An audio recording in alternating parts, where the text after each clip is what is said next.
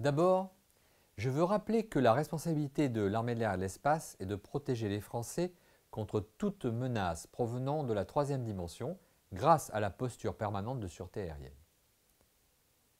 Comme cette mission a une dimension interministérielle et que les décisions doivent être prises dans un délai très court, l'emploi de la force relève d'une décision du Premier ministre.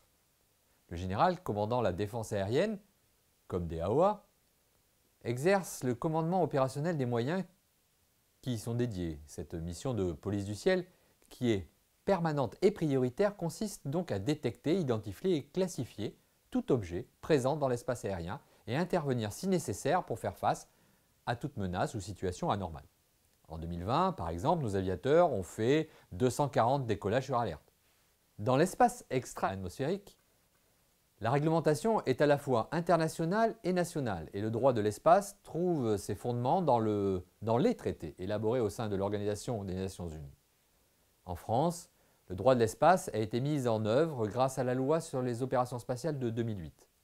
Cette loi établit le cadre juridique des activités de lancement, de mise en orbite et de rentrée sur Terre des objets spatiaux. Avec la stratégie spatiale de défense, nous allons adapter ce cadre juridique aux évolutions des opérations spatiales militaires, notamment pour assurer la défense des objets spatiaux d'intérêt français, qu'ils soient militaires ou civils, français ou étrangers.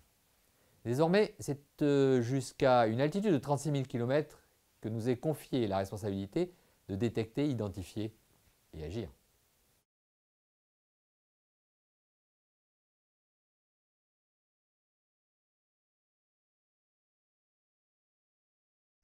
L'évolution du contexte sécuritaire et des menaces peuvent demain remettre en cause notre liberté d'action opérationnelle et en particulier la supériorité aérienne.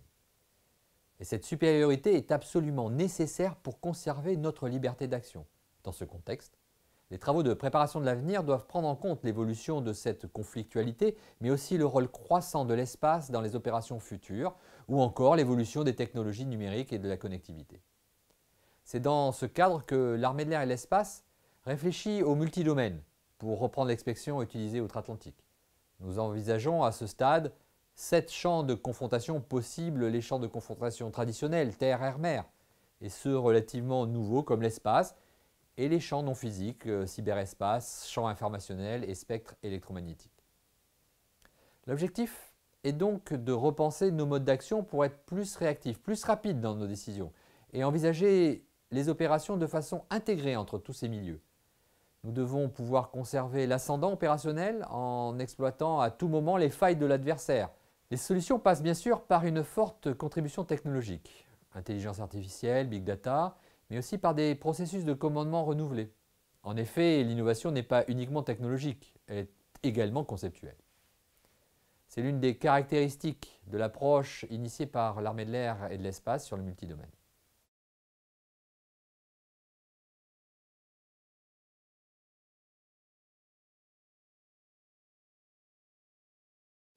D'abord, quel est l'enjeu? Je vous l'ai dit. Les menaces évoluent et notre liberté d'action est menacée par la multiplication des outils de déni d'accès et par les démonstrations de puissance stratégique. Par ailleurs, la menace dans la troisième dimension est désormais élargie à l'espace. Face à ce durcissement du contexte, nous devrons développer notre puissance et notre agilité pour conserver notre liberté d'action. Et cela est d'autant plus important que la France compte environ 15% de son territoire en outre-mer et des distances le séparant de la métropole de plus de 17 000 km. Nous devons donc être prêts à intervenir rapidement pour faire face à toute agression et rassurer notre population où qu'elle se trouve. La loi de programmation militaire nous permet d'augmenter notre capacité de projection. Je pense bien sûr au MRTT Phoenix, dont la montée en puissance permettra à l'armée de l'air et de l'espace de projeter dès 2023 20 rafales à 20 000 km en moins de 48 heures. Pour assurer le suivi de nos missions sur de telles élongations, nous nous appuyons sur des moyens comme les satellites, les radios sécurisées ou encore les liaisons de données tactiques. Demain, il nous faudra gagner encore plus en résilience, en déployant des constellations de satellites pour prendre en compte le système de combat aérien du futur, le SCAF, en protégeant nos satellites et en durcissant nos systèmes de liaison de données contre les attaques cyber, tout en restant très innovants. Notre capacité à assurer la permanence de notre mission partout dans le monde est un des défis que l'armée de l'air et de l'espace doit toujours relever.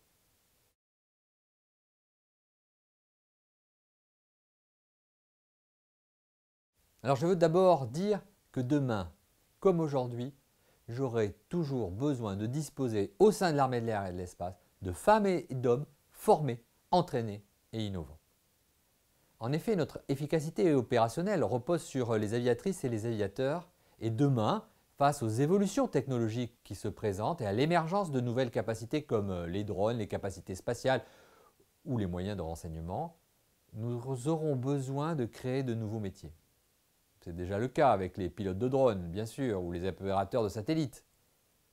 Mais cela ne remettra pas en cause le rôle de l'aviation de chasse, qui nous garantit, au contraire, la supériorité opérationnelle dans beaucoup d'opérations. Et d'ailleurs, l'expertise de nos équipages de chasse en matière de renseignement ou de frappe nous a été très précieuse pour développer rapidement ces mêmes capacités sur nos drones. De façon générale, les aviateurs font preuve d'une grande capacité d'adaptation et d'agilité pour faire face aux imprévus.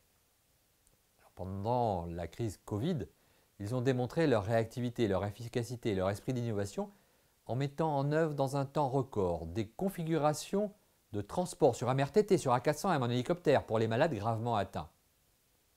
Bien sûr en métropole comme en outre-mer.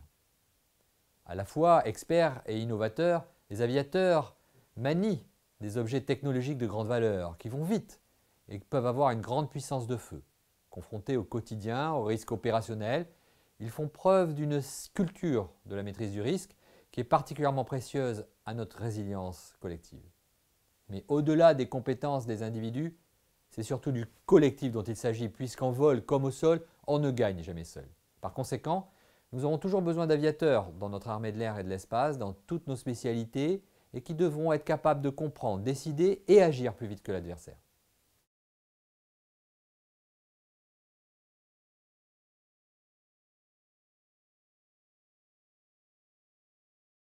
Vous le savez, le programme de système de combat aérien du futur, le SCAF, est indispensable au renouvellement de notre aviation de combat et nous permettra de faire face aux menaces des prochaines décennies, notamment à la contestation croissante de l'environnement. Aujourd'hui, les solutions techniques pour répondre aux besoins opérationnels que nous avons exprimés avec nos partenaires allemands, espagnols et avec la Marine nationale ne sont pas encore totalement définies. Ces solutions techniques que nous étudions, ce sont les meilleures combinaisons d'avions du combat du futur, d'effecteurs déportés, les remote carriers, et d'armements diversifiés, qui doivent tous permettre de réaliser les scénarios d'engagement que nous avons définis. Nous envisageons avec les industriels de défense comment pourraient être employés ces différents moyens pour satisfaire au mieux nos besoins futurs face aux menaces. Dans nos études, il est aussi question de la connectivité entre tous ces systèmes. Nous réfléchissons à la façon dont ils vont devoir interagir pour produire la meilleure efficacité opérationnelle. La place de l'intelligence artificielle et celle de l'autonomie de certaines plateformes et de certains armements seront bien évidemment étudiées, même s'il est un peu prématuré de donner des perspectives franches à ce sujet. Une chose est d'ores et déjà certaine, en revanche, l'homme conservera une place centrale dans le futur système de combat aérien. En effet, l'équipage devra toujours pouvoir décider en pleine conscience des conséquences des actions des remote carriers et des armements. À ce titre, je vous conseille la lecture de l'excellent ouvrage Éthique et puissance aérienne du lieutenant-colonel Florian Morilla.